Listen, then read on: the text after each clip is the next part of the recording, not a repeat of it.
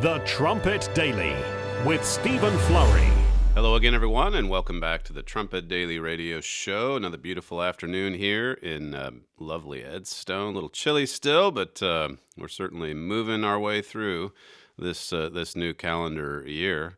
Well, Prince Harry last night made his, I guess this would be his first public statement since the correction, I guess you could call it that came down Saturday evening from the Queen, who basically said he didn't have any more royal duties. He is no longer a prince, and he's going to have to pay for the apartment, all of the refurbishments for that.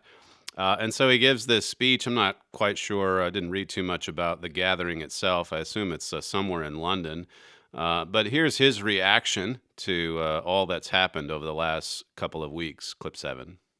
Once Meghan and I were married, we were excited, we were hopeful, and we were here to serve. For those reasons, it brings me great sadness that it has come to this. It was so many months of talks after so many years of challenges.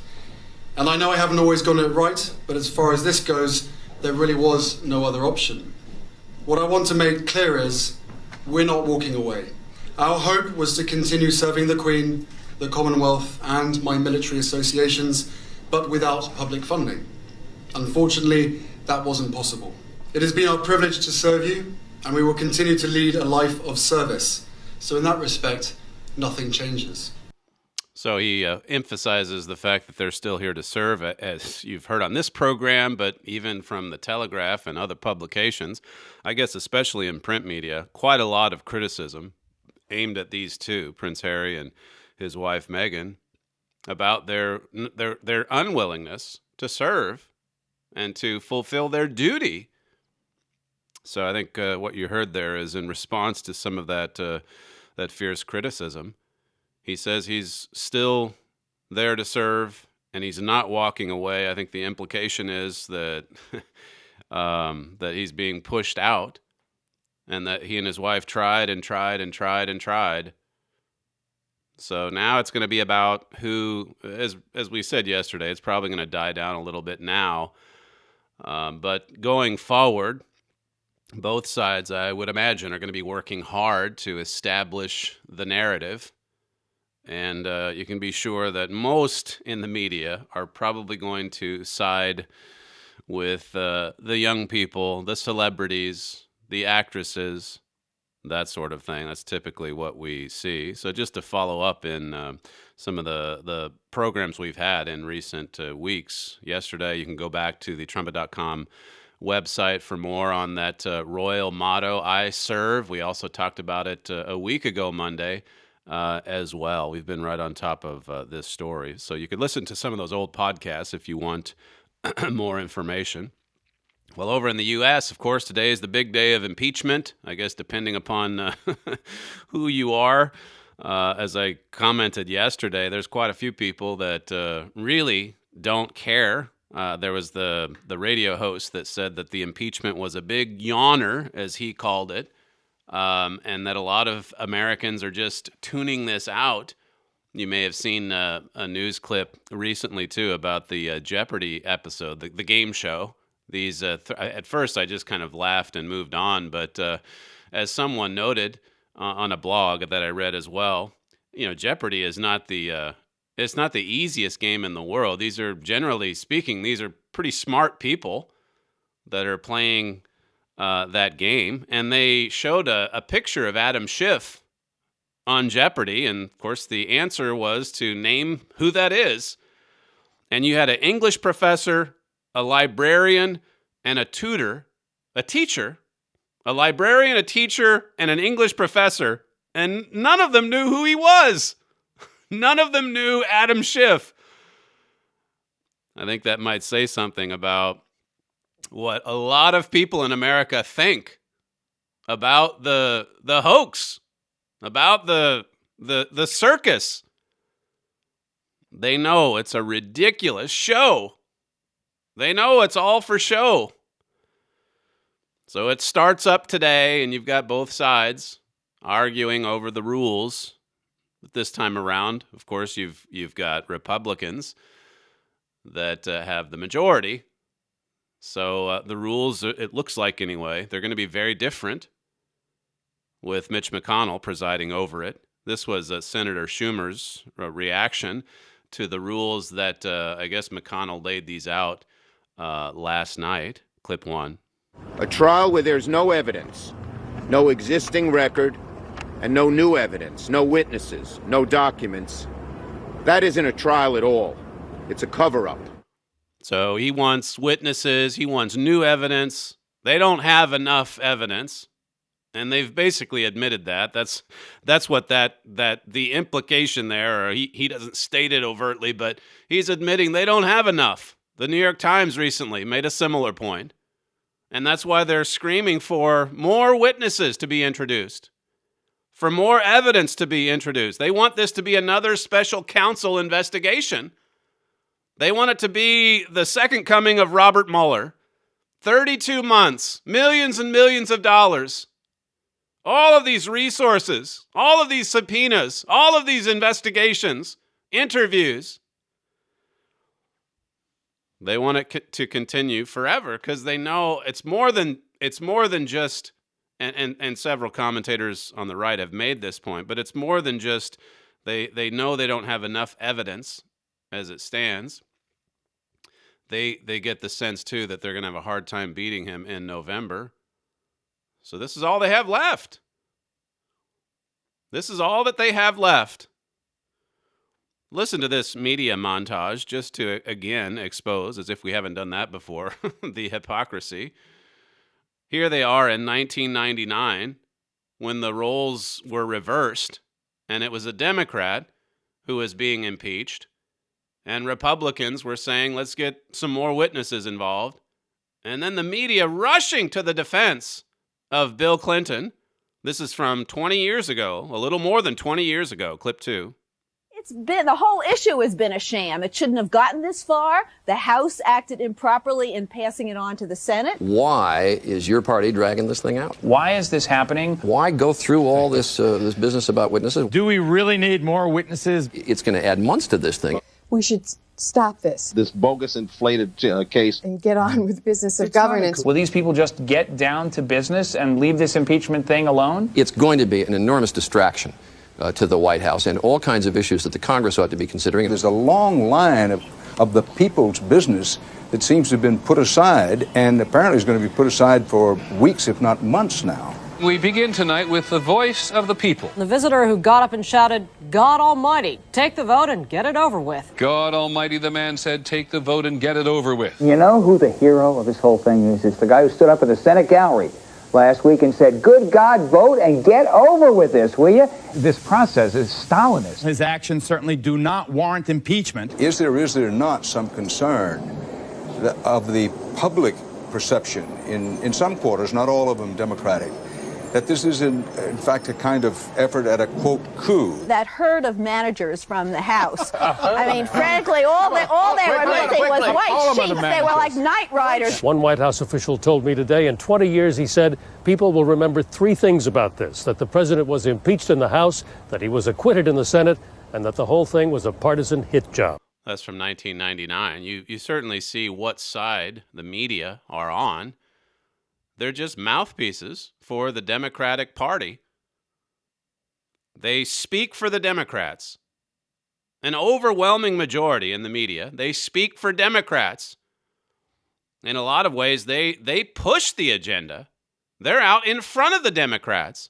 We've played clips before where you've had the media members just egging on the Democrats. Well, some have suggested that you might be able to now do this. And then the Democrat responds, well, yes, that's certainly something that we might be able to do.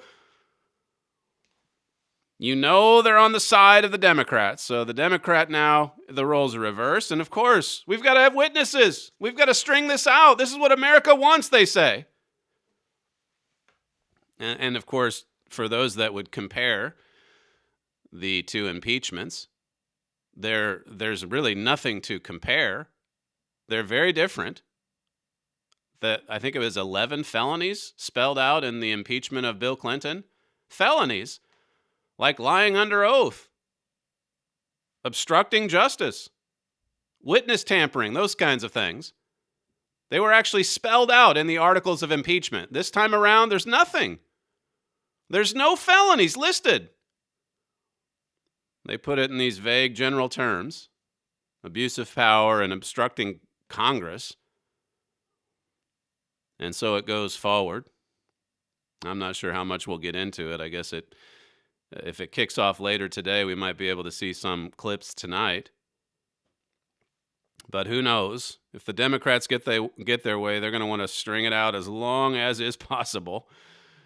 And it'll be interesting, like I said yesterday, that radio host that commented that his listeners are really only interested because of wanting to see how many Republicans will just stand up to this tyranny coming from the radical left.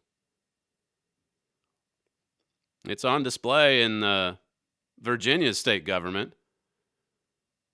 Ralph Northam, he's the one that made those appalling comments about abortion. A year or two ago, we played those clips for you. He's also in the news for wearing the blackface a while back. He's still in charge. I think he came in 2017 as Virginia's new governor. And then just last year, the Democrats gained control of the state legislature as well. So they've got a majority across the board. A radical leftist as governor, and the Democrats that are now calling the shots in the Virginia General Assembly as well. This is a state, Virginia, that's gone from red to blue in just a few years, a few short years. And these are blue leaders that want to turn it into a California. They want to turn it into San Francisco. This is from an article at American Greatness. Tyranny at the door in Virginia. It says, in part, these events transpired because of the efforts of Michael Bloomberg and George Soros to put Virginia in their crosshairs by dumping millions of dollars into state and local elections. It says, with Northam at the helm and a General Assembly ready to back his every wish, gun control legislation began pouring into the Capitol. They know they've got their opportunity now. The radicals are in control. And so here comes all the gun legislation, gun control.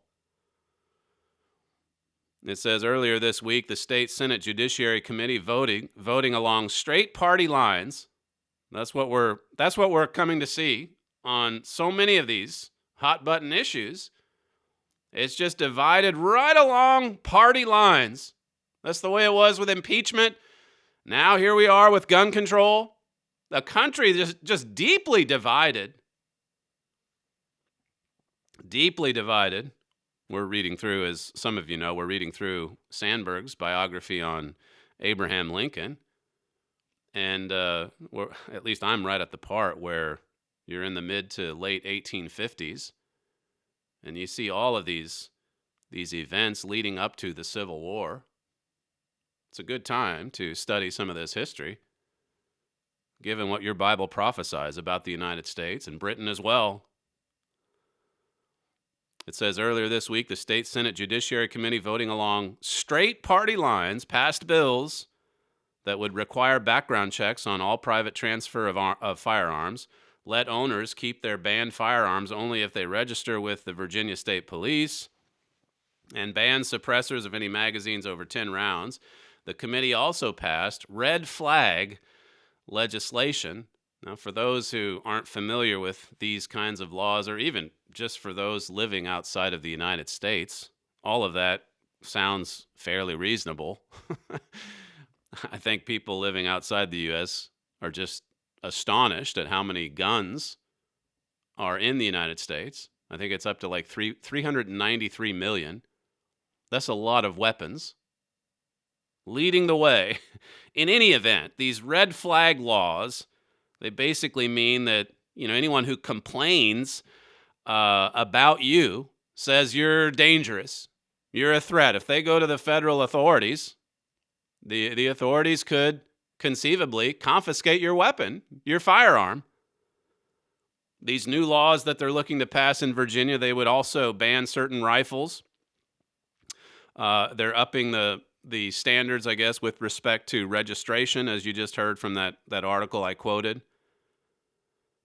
But of course, there's people who are gun owners saying, we know where this is headed. This is just a giant step toward confiscation, and we're not going to stand for it. And so that's what led up to yesterday's protest. You had tens of thousands of people around the Capitol in Richmond, Virginia, showing up with quite a lot of guns.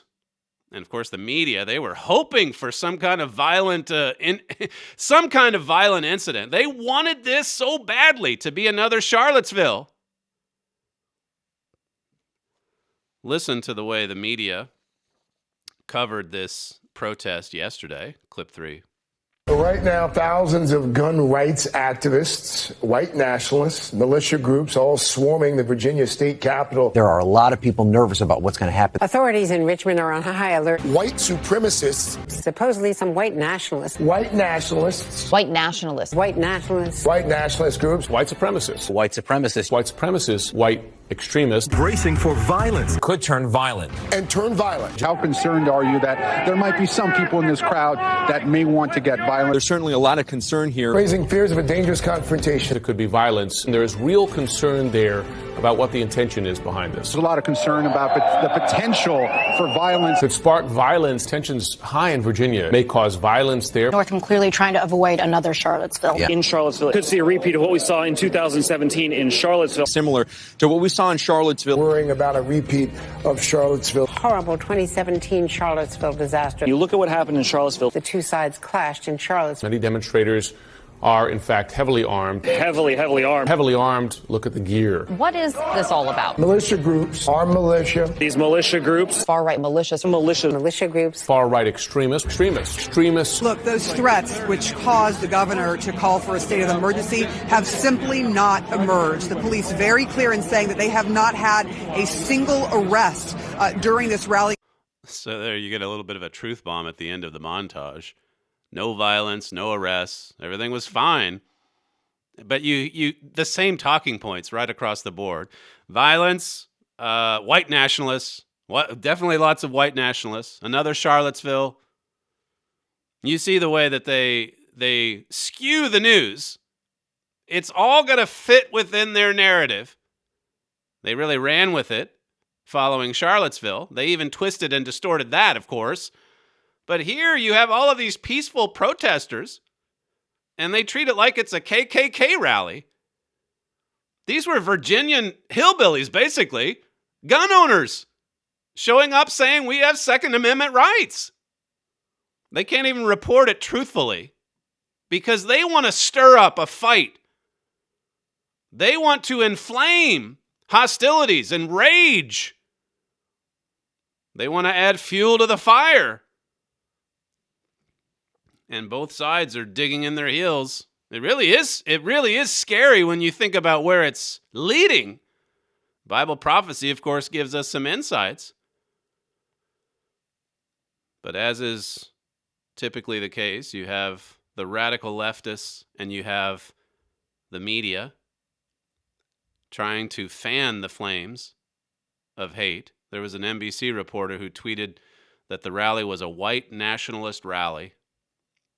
And then he got some criticism for it and deleted it. This is a reporter. CNN, you heard some of their clips in that montage, doing anything that they could to dig up neo-Nazis, white nationalists.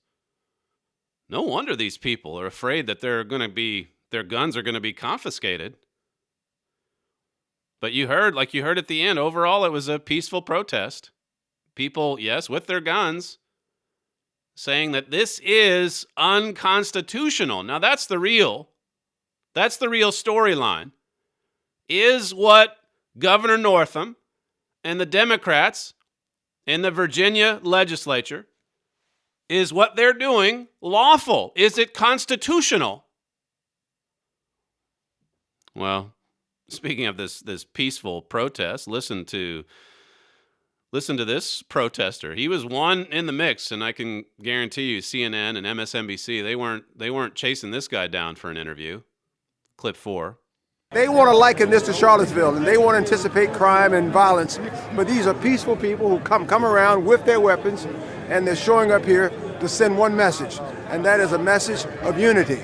This government thinks this is just white people, just a few black people. There are people here who are united from the hills, from the mountains, from the valleys, and the message is one message, and that is that we want the Second Amendment to remain intact. You have a lot of people who are carrying guns. There's not a shot that's been fired. These are civil people. These are citizens of Virginia. These are citizens of the United States, and we want that message to go out that the governor simply cannot blanket or cannot put in one blanket what he feels happened in Charlottesville somehow is going to transcend to Virginia. That's one of the protesters, a black man and a gun owner, who's protesting in favor of upholding the Second Amendment. Well, as I say, it's Democrats in charge now, and so they're rushing to pass legislation that they probably know is going to be struck down in the courts, but still they're ramrodding their way forward, just itching for a fight.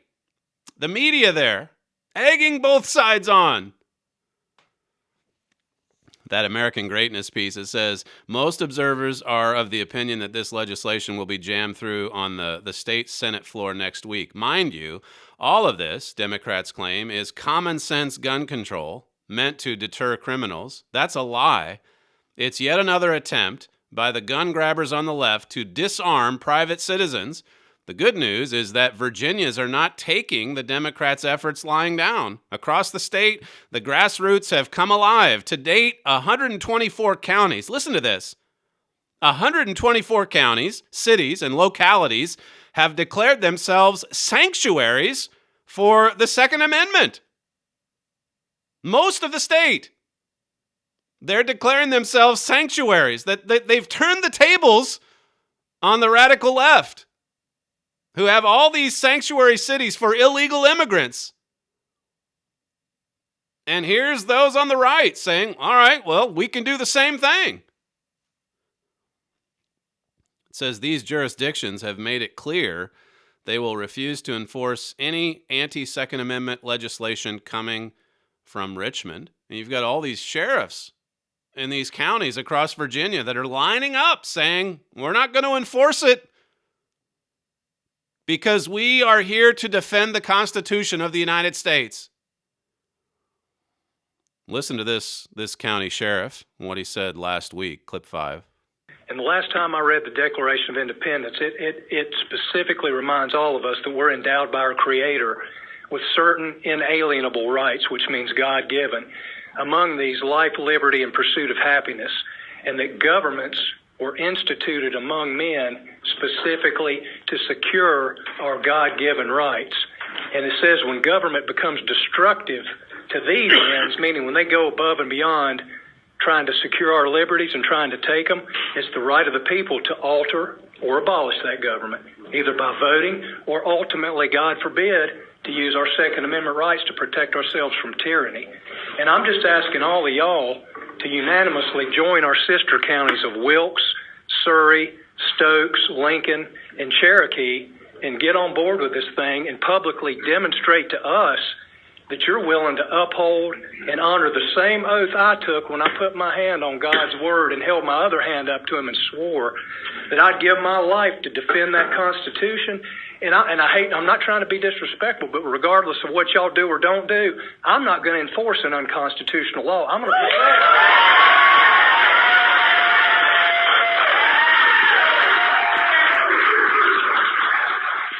Pretty strong words from a county sheriff there in Virginia. I'm not going to enforce an unconstitutional law. Now, I'm not a gun owner, and I have no part in this fight. The war is over law. It is true. America has become a violent society, and we have mass killings and mass derangement. Satan's been cast down. His demons are confined to this earth. He is stirring up wrath, and a lot of the most hardened killers are using powerful weapons. There's a section in the No Freedom, America Under Attack. I'll come to it in just a bit, but my father goes into the reason for the Second Amendment, and that's what doesn't get covered here. They say, well, the radical left says, well, why would you need a powerful rifle if you're just deer hunting? Well, there's more to the story. And the Declaration, together with the Bill of Rights, it makes it clear why the founders actually wanted this, the right to bear arms.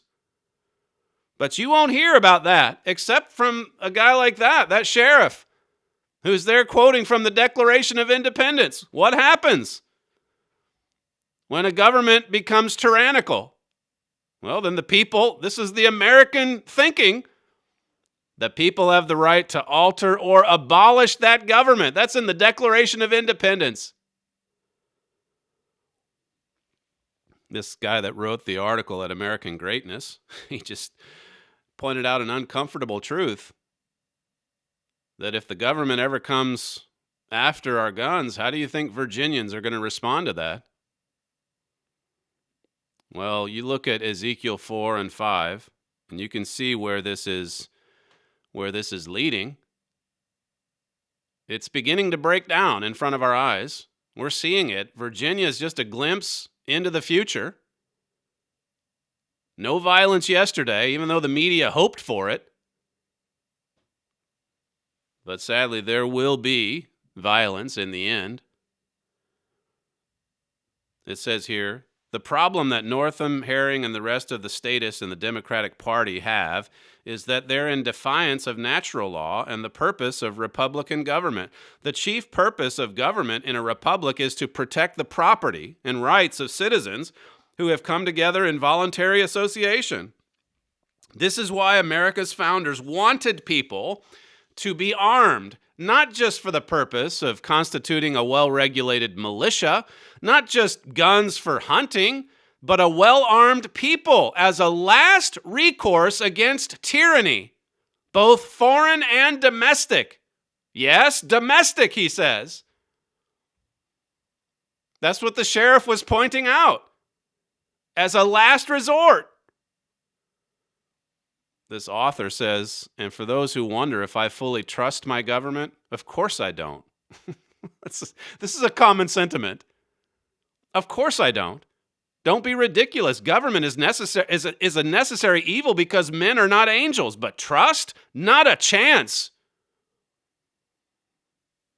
These are individuals, many of them, who want to uphold the Constitution. They came out there yesterday in full force, even with their weapons. And yet they don't trust their government. And then you have the other extreme, the side that wants to bring the government and the whole system down with it. It's an interesting contrast, by the way. You look at Antifa, they don't always show up with guns, and yet they trash and burn and smash things in their way. And then here all the hillbillies show up with their guns and nobody messes with them. Nothing happens. I think that's another case to be made for these school shootings of putting one of these guys with one of those powerful weapons on duty as a security guard in those schools. It's becoming so dangerous. Lunatics. Even if you started confiscating the weapons, how could you possibly get rid of 393 million? And the place to start is not with these kinds of law-abiding citizens. It's with the common criminal. Criminals that get right back on the streets. After being in jail for, a few years, so many of them. Here they want leniency for the criminals, and they want to crack down on the people that aren't breaking the law. Even if it means trashing the Constitution. It says in this article, it talks about how that this is not likely to make it through the Supreme Court. But the thing, again, we want to keep our minds on. This guy says at the end of his piece that, look, hopefully this means that next time around at the ballot box, we'll be able to get some of these Democrats out of power and try to fix this. Right now, as Abraham Lincoln said, the ballot is stronger than the bullet, but how long is that going to hold? How much longer are people going to rely on the ballot to fix things? Look at how Democrats won't accept the results of the 2016 election. The ballot didn't turn out that well for them, and so now they're doing everything else they can. Impeachment is just the latest attempt to undermine the Constitution of the United States. They want, like I said earlier, they want another Bob Mueller investigation. They just want it to go on and on and on. I guess all the way through 8 years of a Trump presidency. Just investigate it and try to slow him down, try to knock him off. Go after his family. Whatever it takes to return to power. My father, as I said in that section, you'll find this on page 29 of America Under Attack. He says the mindset behind the radical Democrats is exposed when you look at their handling of another issue, gun control. Every time there's a school shooting, even before any facts about the situation come out, they immediately begin pushing for gun bans. After the most recent shooting, they funded student groups and encouraged students to revolt against authorities. They don't just want to raise the buying age or to restrict the sale of a few types of guns. They want to eliminate all guns. It's worse than that, he says. They hate the Second Amendment and they want to destroy the Constitution. They want a revolution. You see, it's all part of the plan. So the media, they hyperventilate yesterday. They hope for violence. They want another violent incident. They want another excuse to be able to follow through on trashing the Second Amendment.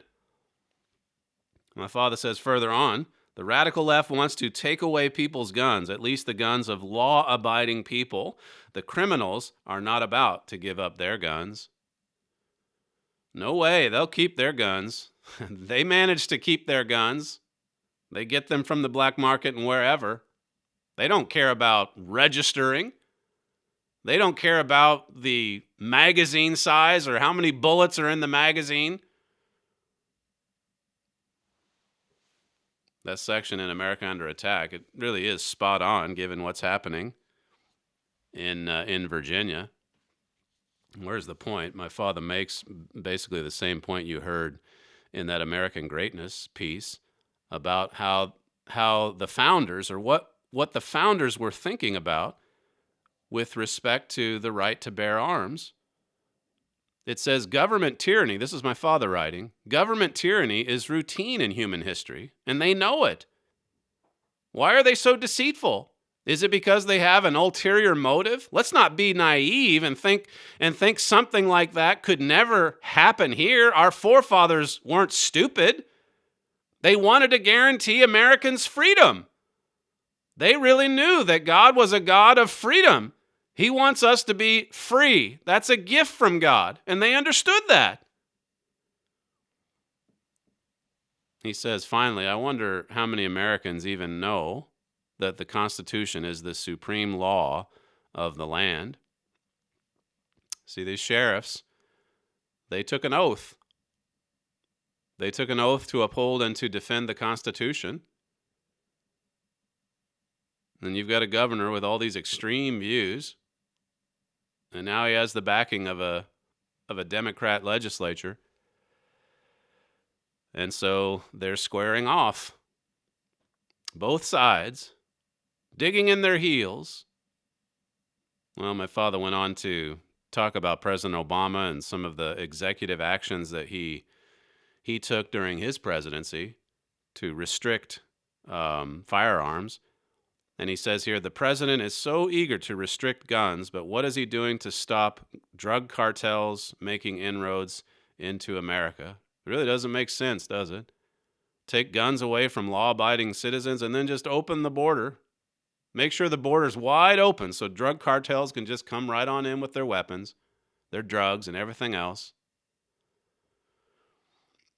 So much division, so much chaos. It's about to boil over. Jeremiah 1, a boiling pot. That's, of course, referring mainly to Europe, but still, the whole world's about to boil over. When we come back, we'll look at or continue with this subject or this study of weapons, not just in the firearms sense, but weapons on a mass scale worldwide. You're listening to Stephen Flurry, and this is the Trumpet Daily radio show. If you'd like to email the program, you can send comments to td@kpcg.fm. We'll be right back.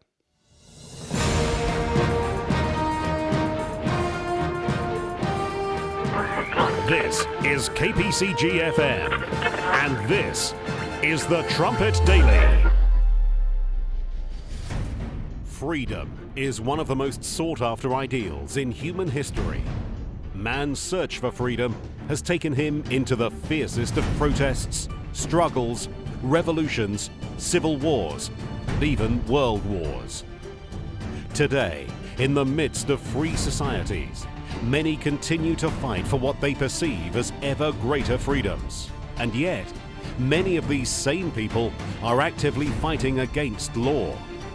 Few people understand that this war against law actually undermines true freedom. To learn more, request Gerald Flurry's booklet, No Freedom Without Law.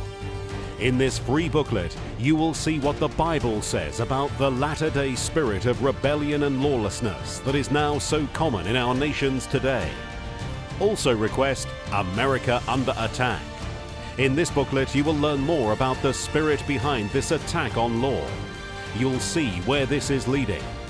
Both booklets are offered freely at no cost or obligation to you. Request No Freedom Without Law and America Under Attack. Email your request to td@kpcg.fm or visit thetrumpet.com. From the Philadelphia Church of God campus in Edstone, England, this is the Trumpet Daily program with Stephen Flurry. A new study by a Swedish think tank has found that the world's 100 largest weapons companies saw an increase in sales in 2018. Sales totaled $420 billion, which is a 4.6% increase over 2017. And get this, a 47% increase since 2002. There's an arms race all over the world, whether it's smaller firearms or the larger weapons of war. What is happening to this world? This think tank, Stockholm International Peace Research Institute, this is the group that conducted this study.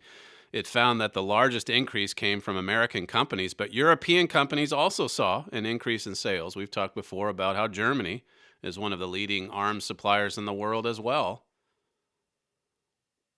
But the largest companies or producers come from the United States. And let me tell you, business is booming. If you're in the market for purchasing weapons, and a lot of people and nations are, there are plenty of suppliers. So you see the same trend, right? This trend of weapons and armament boosts.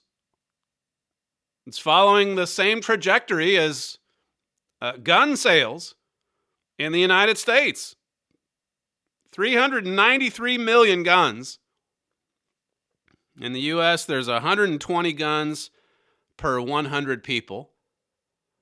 There's more guns, more firearms in the United States than there are people, incredibly. We're living in a dangerous world. Governments are boosting weapons production, stockpiling armaments, and private citizens, particularly in America, they're doing the same thing because of all of the unease and tension, because of all of the division and strife, because people are worried or fearful. What happens when you have all these weapons and then there's a crisis That's what my father's talked about so often. These are relatively good times because, like we've said so many times on this show, there's a temporary resurgence, and there are some things in the economy that are going pretty good. But what happens when there's a sudden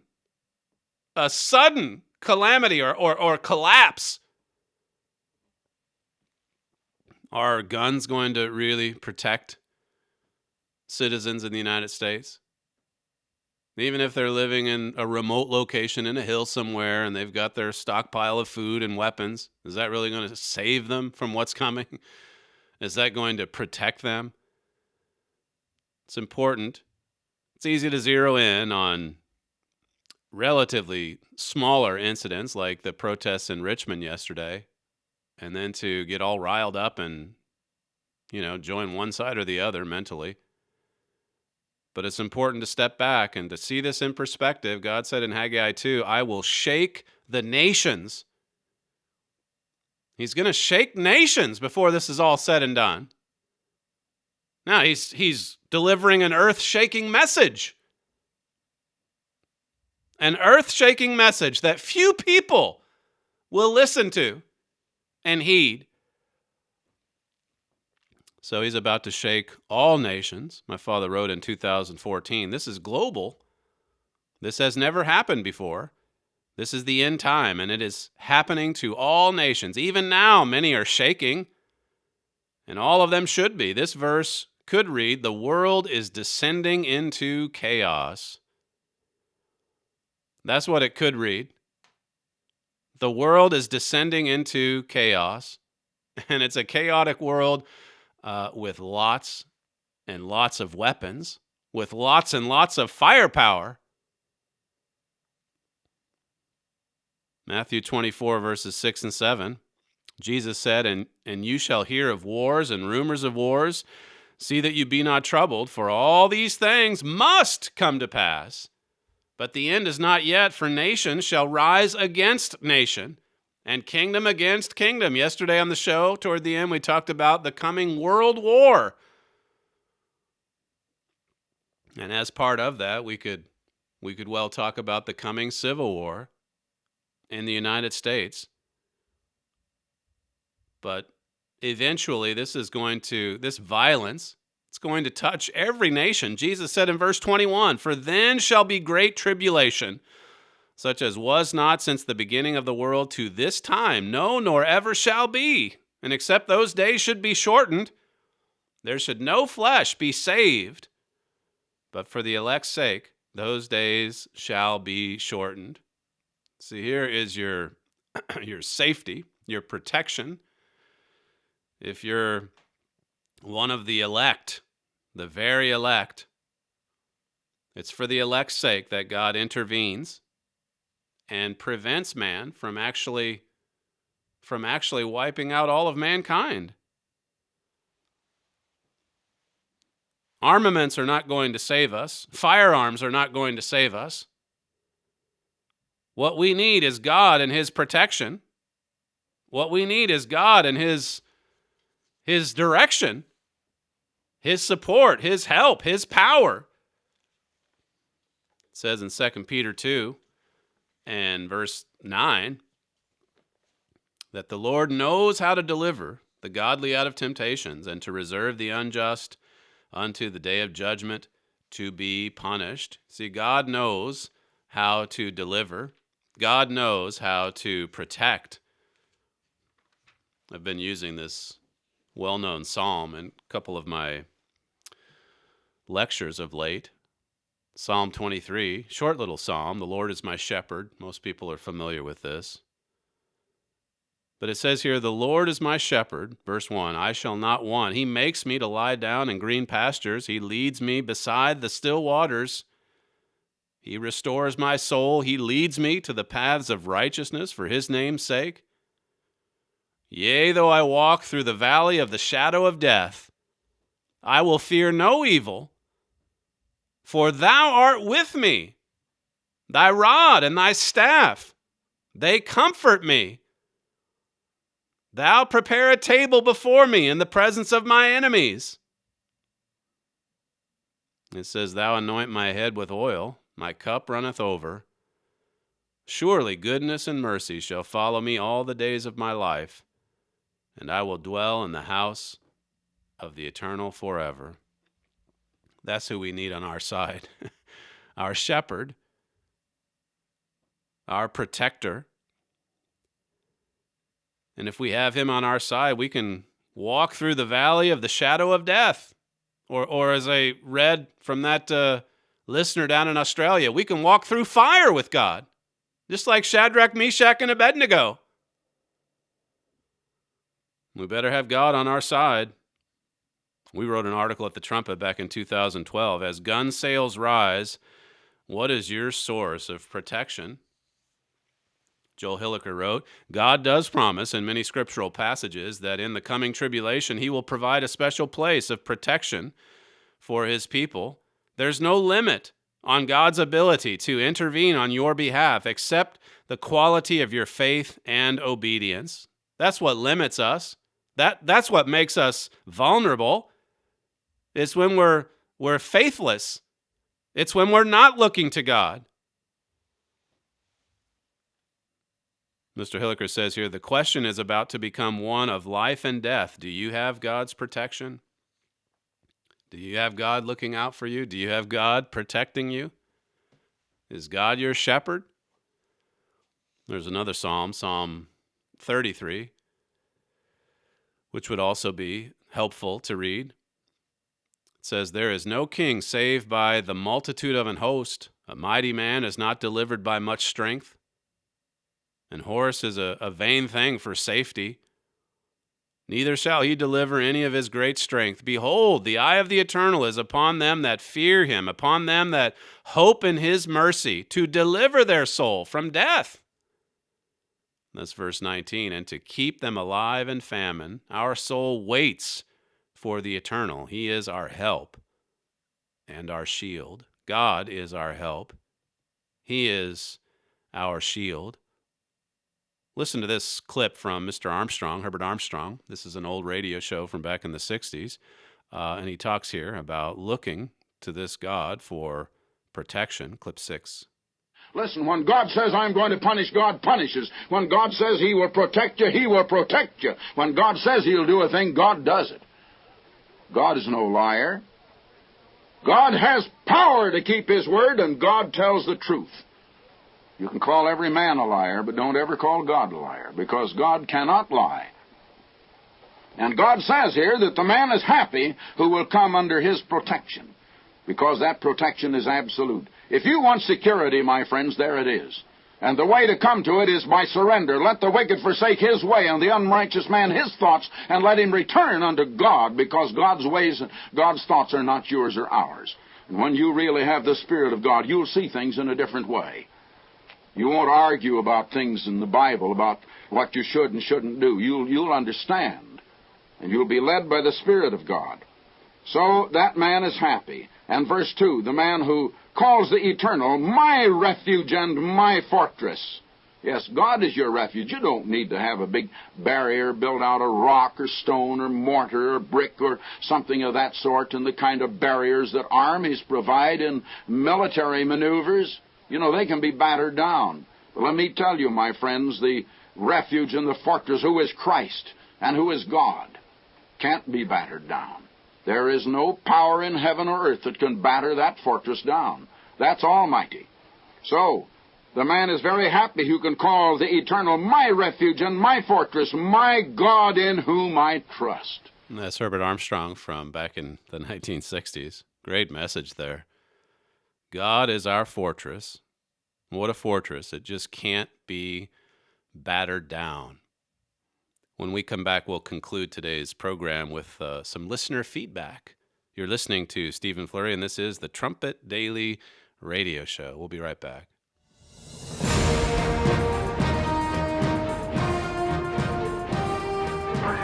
This is KPCG-FM, and this is the Trumpet Daily. Are we living in the last days? Some dismiss the notion as fanatical, but world leaders and news analysts are issuing warnings that are becoming more and more dire. Could Bible prophecies about the last days actually be accurate? Our brochure can help guide you through the relevant news and history and help you compare these events to what the Bible says. Are we living in the last days? This brochure is available for free right now at thetrumpet.com. From the Philadelphia Church of God campus in Edstone, England, this is the Trumpet Daily program with Stephen Flurry. A little bit of feedback here from you listeners. One says it defies understanding how blatantly lawless leaders can have such a negative influence on so many. Is it because people are lacking knowledge of history and how our government is supposed to govern? I have to admit, I have been one of the uneducated. Thank you for educating us. Another one here says, thank you. This program seems to have a bittersweet message to prepare ourselves for the beginning. Another one here says, good morning from Roxborough, North Carolina. Thank you for a wonderful program. Praying God will bless you and the work you are doing. Those are in response to yesterday's show. A few here from Friday's program. One says, amazing and funny. You will watch this twice. What did I say on Friday that was funny? I'll have to go back and look myself. Another one says, I love the posts from the Philadelphia Trumpet. Better and best news coverage than any other media. Another one here says, thank you for up-to-date news on what's happening in the U.S. and around the world. Well explained with Bible prophecy to back it up. Love it. Another one says, I've been trying to watch this live stream for 2 weeks here on Facebook.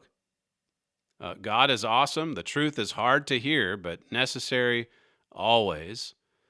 Another one asks if he can join the book club.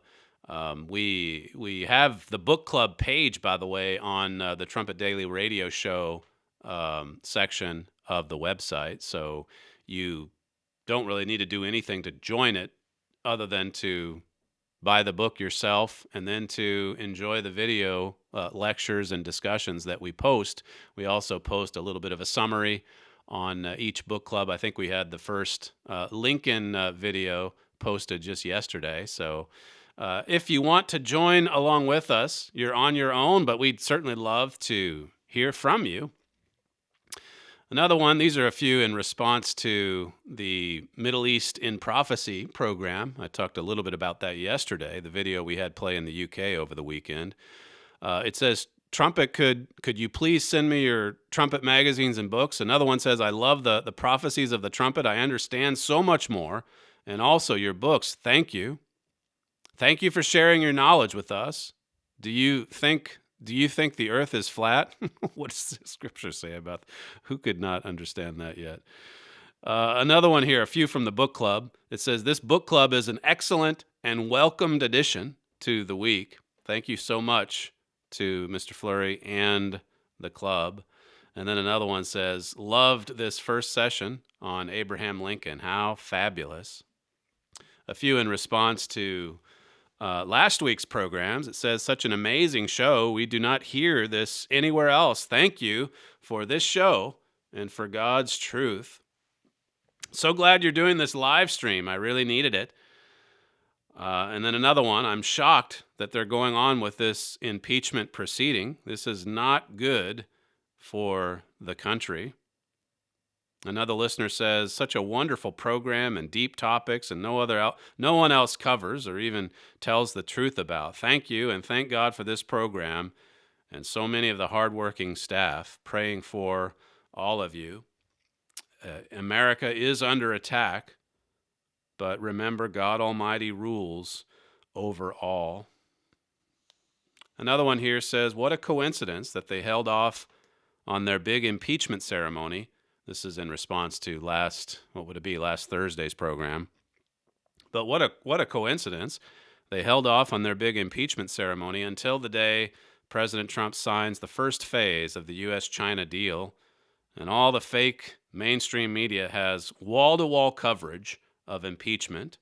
One of the biggest deals ever made between the U.S. and China, and the Dems can't bear it. It's so transparent. One last one here says, such an amazing show. We do not hear this anywhere else. Thank God for this show and for his truths. Well, that's all that we have time for on today's program. If you'd like to submit feedback, you can reach us at td@kpcg.fm. You're listening to Stephen Flurry, and this is the Trumpet Daily Radio Show. We'll see you tomorrow.